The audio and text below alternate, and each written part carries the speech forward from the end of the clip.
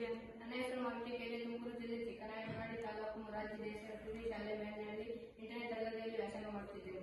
ನಾವು ಮಾಡೋ ಪ್ರಾಟೋಟೈಪ್ ಹೆಸರು ಬ್ಲೇಡ್ ಸ್ಟಿಕ್ ಅಂತ.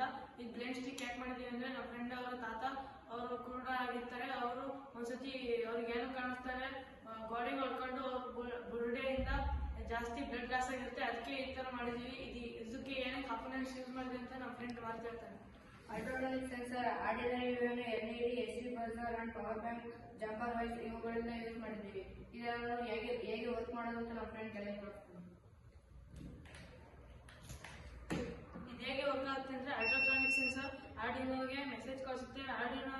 ಆರ್ಡಿನೋ ಬಜಾರ್ಗೆ ಮತ್ತೆ LEDಗೆ ಮೆಸೇಜ್ ಕಳಿಸುತ್ತೆ. LED ಆನ್ ಆಗುತ್ತೆ ಮತ್ತೆ ಬಜಾರ್ ಬೀಟ್ ಮಾಡುತ್ತೆ. ಈ ತರ ವರ್ಕ್ ಆಗುತ್ತೆ. ಇಷ್ಟು ಮಾಡಕ್ಕೆ ನನಗೆ ಅವಕಾಶ ಕೊಟ್ಟಿದ್ದ ನೀತಿ ಆಯೋಗಕ್ಕೆ ಧನ್ಯವಾದಗಳು.